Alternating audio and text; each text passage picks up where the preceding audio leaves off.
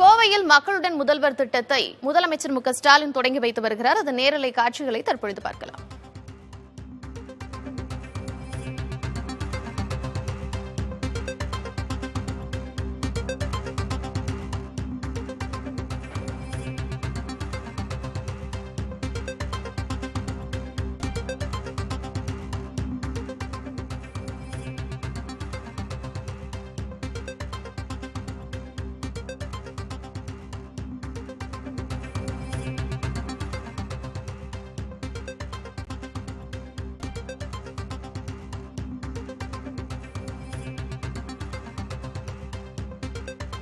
கோவையில் மக்களுடன் முதல்வர் திட்டத்தை தொடங்கி வைத்து முதலமைச்சர் மு.க.ஸ்டாலின் அங்கு மக்களோடு பேசி வருகிறார். அந்த நேரலை காட்சிகளை பார்த்துக் கொண்டிருக்கிறோம்.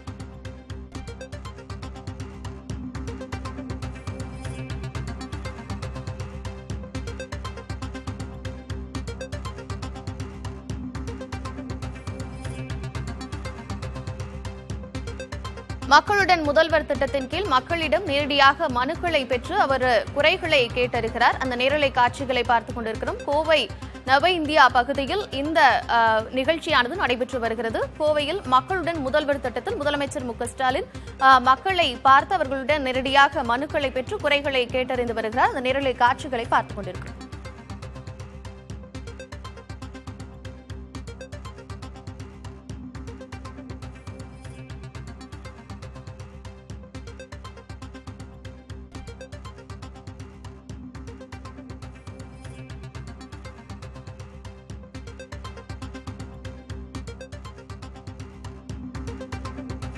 கோவையில் மக்களுடன் முதல்வர் திட்டத்தை முதலமைச்சர் மு.க.ஸ்டாலின் தொடங்கி வைத்து அங்கு மக்களோடு குறைகளை கேட்டறிந்து வருகிறார். இவர்களோடு இணைந்திருக்கிறார் செய்தியாளர் சுதீஷ். அங்கு மக்களிடம் முதலமைச்சர் மு.க.ஸ்டாலின் குறைகளை கேட்டறிந்து வருகிறார். அங்கு இருக்கக்கூடிய கள விவரங்கள் என்ன?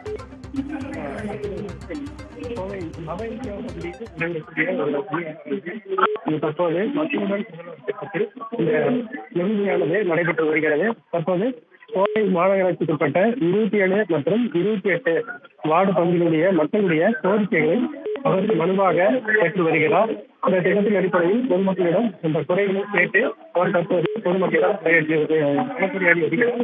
இதற்கு பின்னதாக கோவை மாநகராட்சிக்குட்பட்ட சிறைச்சாலை வளாகத்தில் 47 ஏக்கர் பரப்பளவில் 133 கோடியே 21 லட்சம் செலவில் செம்மொழி பூங்கா அமைப்பதற்கான பணிகள் நடைபெற இருக்கிறது. அதற்கான அடிக்கல் நாட்டு விழா நடைபெறுகிறது. அந்த விழாவில் பங்கேற்று அவர் அந்த பணிகளை துவக்கி வைக்கிறார். இந்த 10,000 பேருக்கு நிகழ்ச்சி 10,000 பேருக்கு அரசு நலத்திட்ட உதவிகளையும் ஸ்டாலின் வழங்க இருக்கிறார். முதல்வர் வருகையொட்டி கோவை மாநகராட்சி தொடர்ந்து பலத்த பாதுகாப்பு செய்யப்பட்டுள்ளது. 2500 காவல்துறையினர் இந்த பாதுகாப்பு பணியில் தற்போது ஈடுபட்டிருக்கிறார்கள். தற்போது கோவை நவ இந்தியா பகுதியில் மக்களுடன் முதல்வர் திட்டத்தில் முதல்வர் தற்போது பங்கேற்று பொதுமக்களிடம் அந்த மனுக்களை பெற்று அவர்களுடன் பேசி வருகிறார். கார்த்திகா, சுதீஷ், இந்த திட்டத்தின் மூலமாக என்னென்ன விஷயங்கள் எல்லாம் நிறைவேற்றப்பட இருக்கிறது? மக்களுடைய முதல்வர் திட்டம் ஏற்கனவே முடிவு செய்யப்பட்டு மக்களுடைய பல்வேறு துறைகள்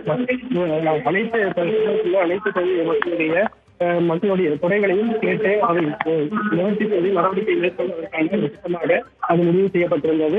அந்த அடிப்படையில் தான் தற்போது தமிழக அளவில் இந்த திட்டம் தற்போது துவக்கி வைக்கப்பட்டிருக்கிறது. கோவையில் இந்த திட்டத்தின் வாயிலாக இ-சேவை மையமும் அமைக்கப்பட்டிருக்கிறது. அதன் வாயிலாகவும் மக்கள் அந்த புகார்களை அளிப்பதற்கான வாய்ப்புகள் ஏற்படுத்தப்பட்டிருக்கிறது.